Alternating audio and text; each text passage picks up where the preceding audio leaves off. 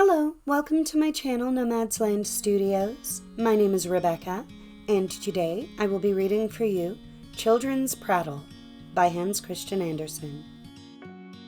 There was a large party for children at the house of the merchant. Rich people's children and important people's children were all there. Their host, the merchant, was a learned man. His father had insisted that he have a college education. You see, his father had been only a cattle dealer, but he had always been honest and thrifty. This business had brought him a fortune, and his son, the merchant, had later managed to increase this fortune. Clever as he was, he also had a kind heart, but there was less talk about his heart than about his money. His house was always full of guests, some who had blue blood, as it is called, and some who had mind, some who had both, and some who had neither. But this time it was a children's party, with children's prattle, and children say what they mean. Among the guests was a pretty little girl, most absurdly proud that her father was a groom of the bedchamber. The servants had taught her this arrogance, not her parents. They were much too sensible. "I'm a child of the chamber," she said. She might as well have been a child of the cellar, for no one can help his birth. Then she explained to the other children that she had birth, and insisted that anyone who didn't have birth from the beginning couldn't in any way get it. It did no good to study or be ever so industrious if you didn't have birth. As for people whose names ended with sen, she declared, "They'll never amount to anything. You must put your arms out at the side and keep them, these sen people, at a distance, like this." And with this, she stretched her delicate little arms with the elbows turned out to show what she meant, and the little arms were very pretty. Sweet child.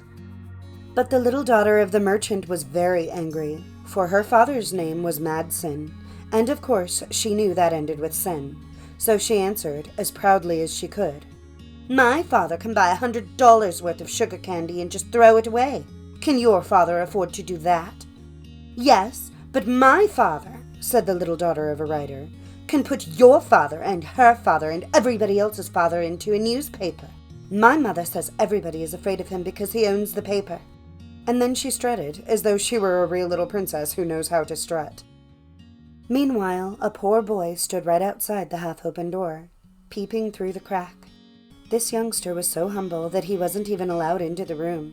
He had been helping the cook by turning the spit, and now he had permission to peep through the door at the beautifully dressed children who were enjoying themselves inside, and that meant a lot to him. "Wish I were one of them," he thought, and then he heard what they said, and that was enough to make him very sad. His parents had not saved a penny. They couldn't afford to buy a newspaper, much less write for one. Worst of all, his father's name, and hence his own, ended with sen. He could never amount to anything in this world. That was sad indeed. But still it seemed to him he had been born. Yes, just like everybody else. It couldn't possibly be otherwise. So much for that evening. Many years had passed, and in that time children grow up.